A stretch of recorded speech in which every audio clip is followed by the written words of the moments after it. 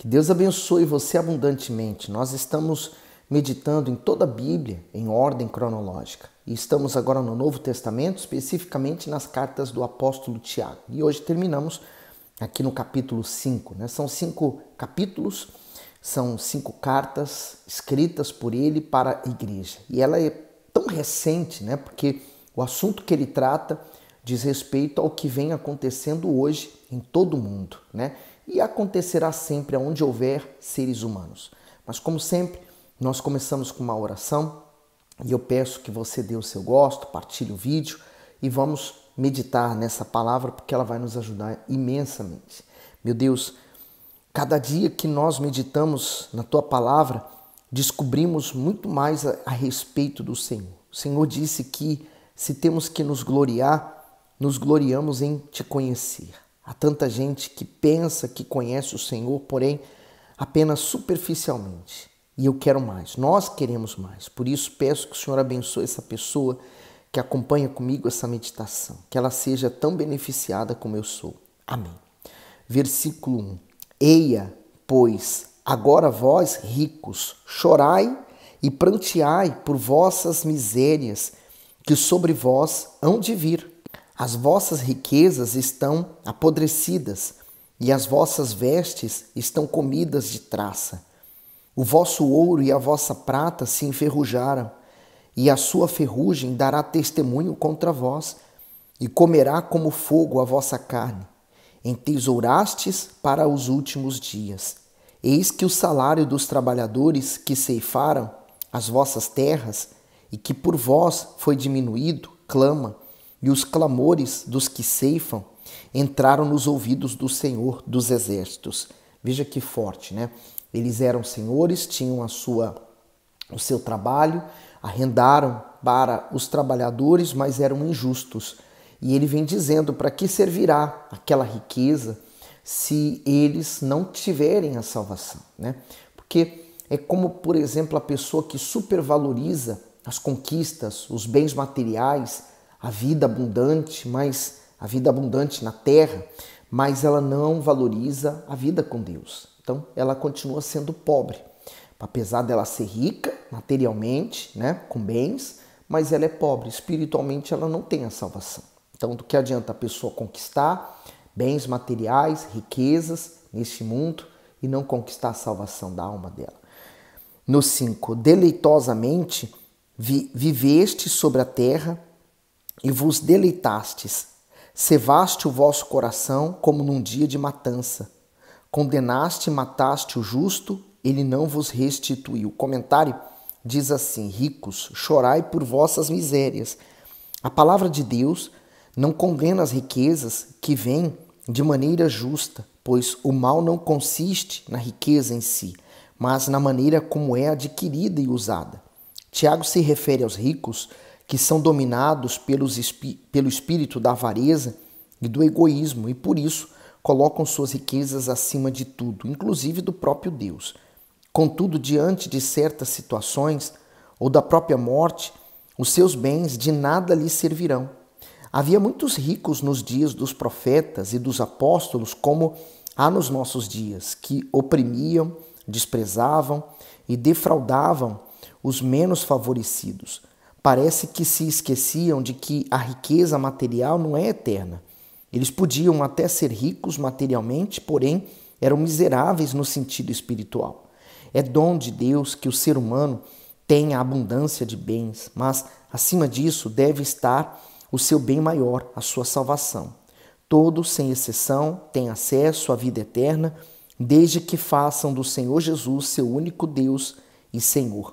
Por isso eu costumo dizer que há muitos ricos que são miseráveis, porque ele negligencia a oferta, o dízimo, ele não ajuda ninguém, ele só pensa nele próprio, Mas também tem pobres miseráveis também. Mas eu também conheço ricos generosos, eu também conheço pobres generosos, e essas pessoas nada falta para elas, porque elas aprenderam a servir o seu próximo. E elas entendem que o que elas possuem, a nível de riqueza, de bens materiais, não é dela.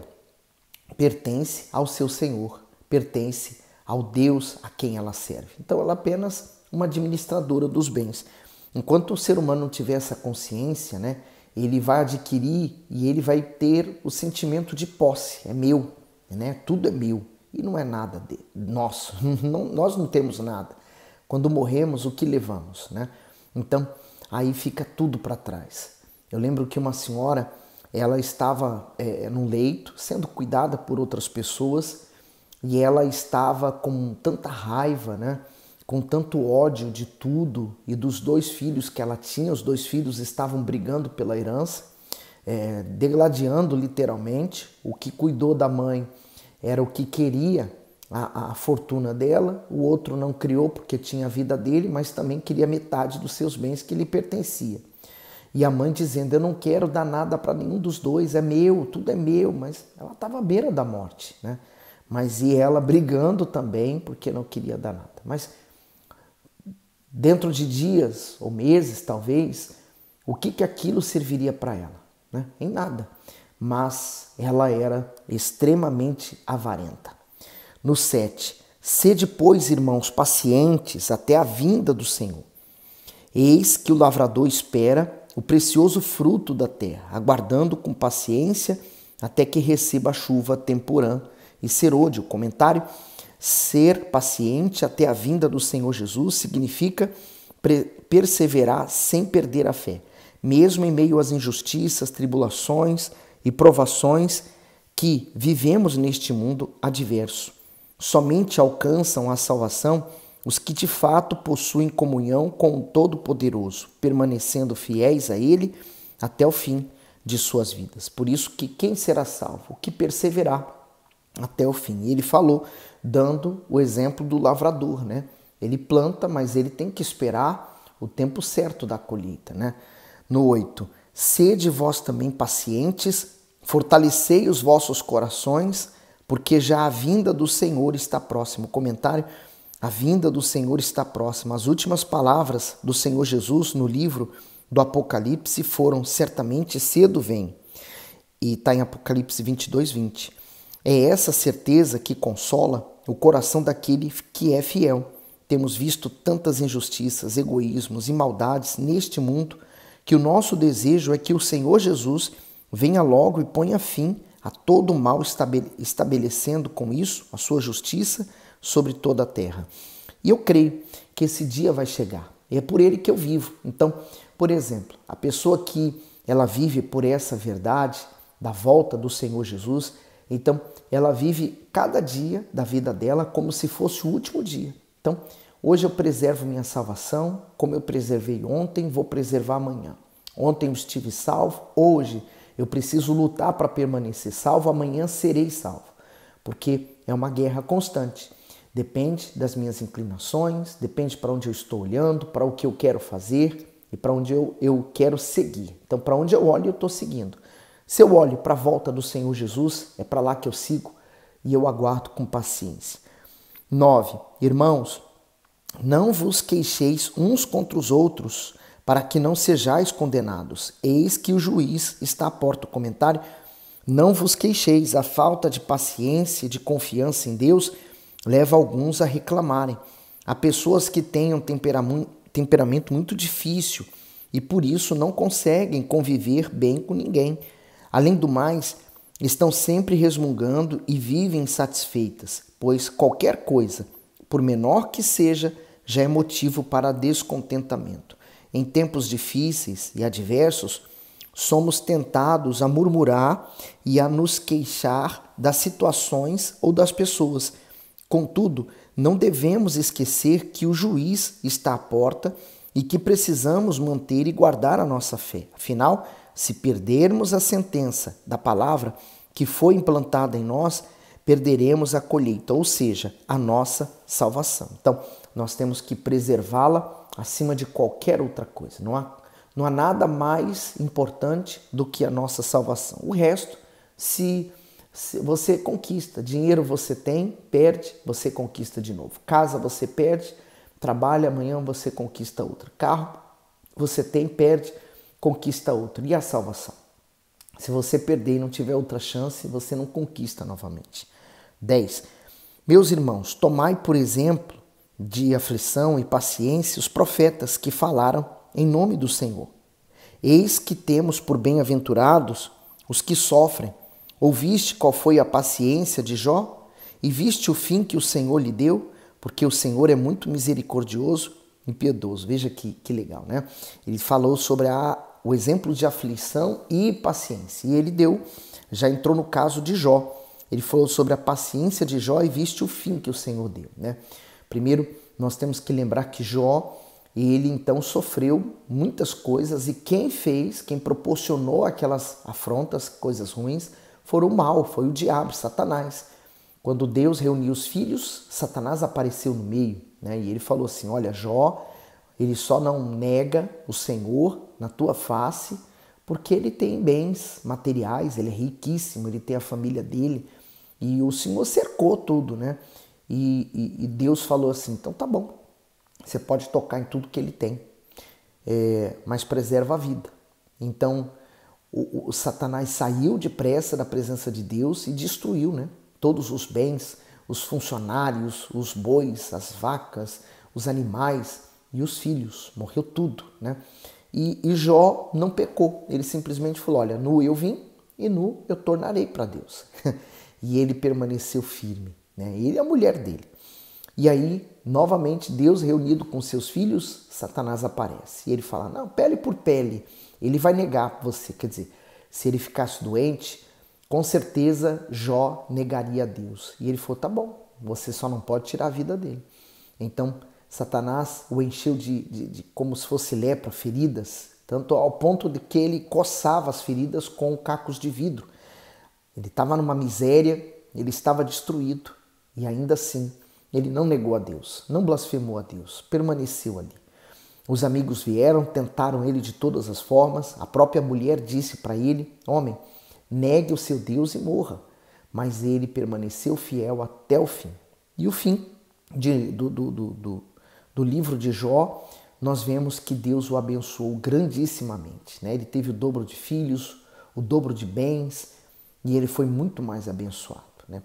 E ali ficou provado que a pessoa que permanece, ela é abençoada. Então, viste o fim que o Senhor deu a ele, porque o Senhor é muito misericordioso e piedoso. Vai ser consigo também.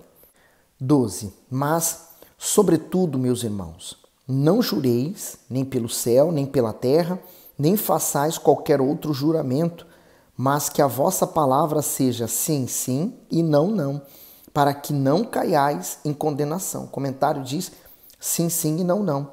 Tiago repetiu em sua epístola vários ensinamentos que haviam sido dados pelo Senhor Jesus, como este acerca do juramento. Mateus 5. Há pessoas que necessitam jurar por algo a fim de demonstrar que a sua palavra é verdadeira. Mas se alguém é honesto e reconhecido como tal, não necessita fazer juramento. Outros são indefinidos em seus pensamentos, trocando de opinião a cada instante. Pessoas assim não passam confiança aos que estão à sua volta, porque são inconstantes. Diferente do nascido de Deus, que demonstra em suas palavras e em seu proceder a veracidade do que fala.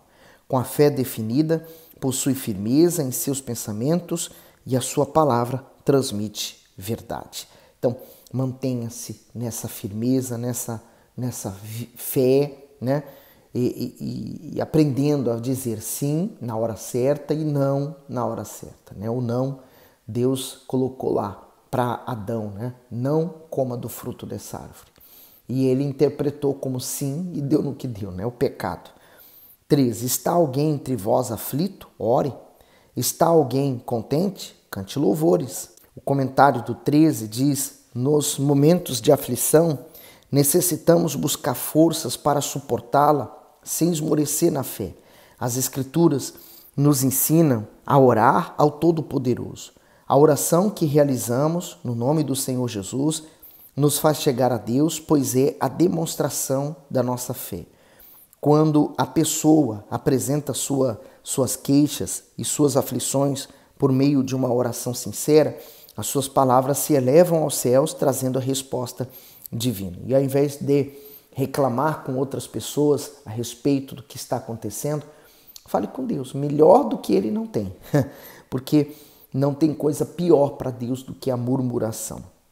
No 14, está alguém entre vós doente?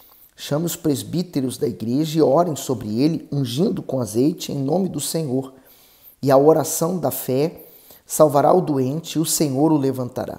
E se houver cometido pecados, seriam perdoados. O comentário diz, ungir os doentes com azeite. Na Bíblia, o azeite é um símbolo do Espírito Santo, usado para consagrar sacerdotes e reis e profetas. A unção do corpo com óleo era uma prática medicinal comum na antiga Palestina, ainda que nunca tenha sido comprovado qualquer poder curativo. Neste caso, o azeite tinha uma conotação espiritual, pois seria usado em nome do Senhor. Tiago deixou bem claro que depois da unção era necessária a oração da fé, pois ela salvaria o enfermo. Em algumas situações, a enfermidade vem como consequência de um pecado cometido, como foi o caso do paralítico curado por Jesus. Está lá em João 5,14. Daí a importância de ser ministrado o perdão de Deus para a pessoa enferma. Além disso, não sabemos quais são os desígnios do Altíssimo, que pode curar o enfermo, como também pode levá-lo para a eternidade. Bom, nós temos que entender uma coisa. Primeiro, o pecado, quando Adão cometeu, ele trouxe as doenças. A doença é uma mera lembrança de que a nossa vida não pertence a esse mundo. A nossa vida, ela é com Deus, é na eternidade com Deus. Então nós precisamos nos voltar para Deus. Então, segunda coisa, nós somos sujeitos ao pecado e a esse mundo. E estamos sujeitos também às doenças, Não estamos imunes, porque eu entreguei minha vida a Jesus, eu estou imune a elas. Não, eu continuo sujeito a elas. Terceira coisa, Quando uma pessoa ela sofre a influência de um espírito imundo, por exemplo, existe um espírito chamado enfermidade e ele causa enfermidade naquela pessoa. Então, no momento que há libertação e aquele espírito é mandado embora em nome de Jesus, aquela enfermidade que ele provocava na pessoa também sai. Então a pessoa fica curada. Mas, no entanto, existe a doença natural, em que nós podemos ficar a qualquer momento doentes, seja qual for a doença. Se você não cuidar da sua saúde, você vai ficar doente. Não vai ser um demônio colocando ela, mas é natural. Então, por isso que ele fala, está alguém entre vós doente? Primeiro porque uma pessoa que usa a fé pode ficar doente, mas ela vai usar a fé para ficar curada. Então, não é suposto, chame os presbíteros, quer dizer, vai os pastores, obreiros, enfim, quem for, unge com azeite. E a oração da fé salvará o doente, então salvação. O levantará, será curado, e houver cometido pecado, seriam perdoados. Porque o principal é a salvação. Por exemplo, quantas vezes já oramos por pessoas que estavam no leito de morte e nós falamos, olha, o nosso desejo, minha vontade agora era orar e ele levantar e sair andando e viver. Mas e a vontade de Deus, Então, vamos priorizar a vontade de Deus. Às vezes a vontade de Deus é levar a pessoa, está salva, vem embora. Então, a gente tem que viver sempre segundo a vontade de Deus. 16. Confessai as vossas culpas uns aos outros e orai uns pelos outros, para que sareis.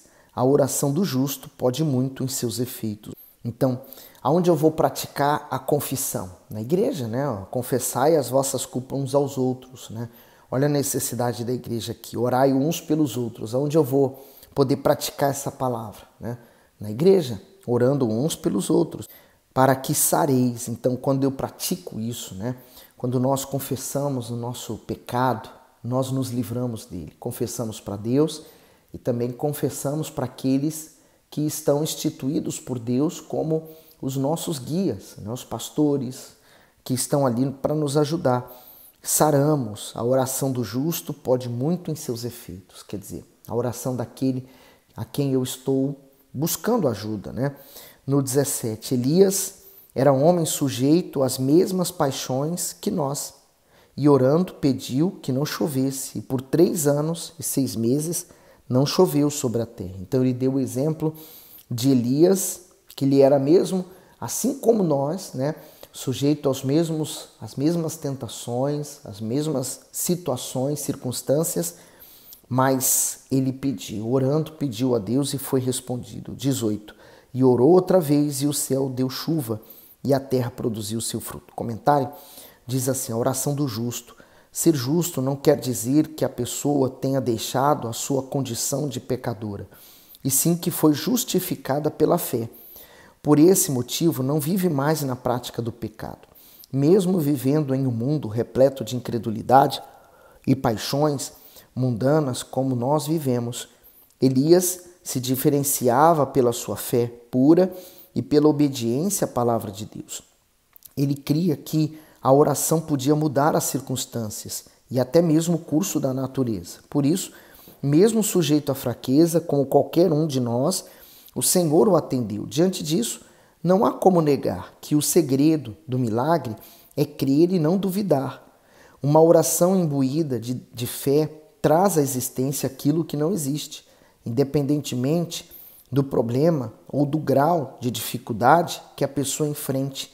Deus está sempre pronto para agir e atender a oração do justo quando realizada no espírito da fé. Então, qualquer um, crendo, vai receber o seu milagre.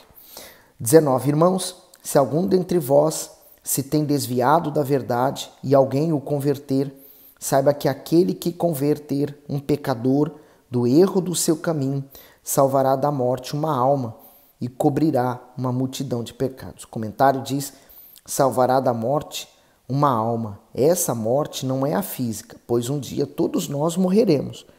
Tiago se refere à morte espiritual ou à separação eterna de Deus. A maioria das pessoas neste mundo está perdida em seus pecados e não são poucos aqueles que um dia estiveram com Deus, mas por algum motivo se desviaram da fé. Devemos nos esforçar para trazer essas pessoas para os braços do nosso Senhor. Fazendo isso, estaremos salvando a sua alma da morte eterna. No entanto, entendemos aqui que são os pecados dos transgressores que se arrependeu que serão cobertos, ou seja, perdoados e não os nossos. Afinal, não somos salvos porque salvamos, mas salvamos porque primeiro fomos salvos. Portanto, nossos pecados são perdoados somente pela fé em nosso Senhor Jesus. Dessa forma, a nossa atitude de resgatar o perdido é por amor à alma da pessoa e não por nos livrarmos de algum pecado que tenhamos cometido. E de fato há pessoas que interpretam esse versículo de uma forma errada, né? Pensando assim, bom, eu vou livrar os outros e os meus pecados serão perdoados. Não, os meus pecados só vão ser perdoados se houver da minha parte arrependimento, porque senão vai dar margem para a pessoa pensar assim, bom, eu vou continuar praticando o pecado, quando eu ganhar uma alma, essa alma se converter, então esses meus pecados são perdoados. Não, e aí eu volto a praticar o pecado. Não, é errado, eu tenho que abandoná-los, né? O verdadeiro arrependimento abandona o pecado. O remorso, só por um tempo, mas depois ele volta. Espero ter ajudado e que Deus abençoe você.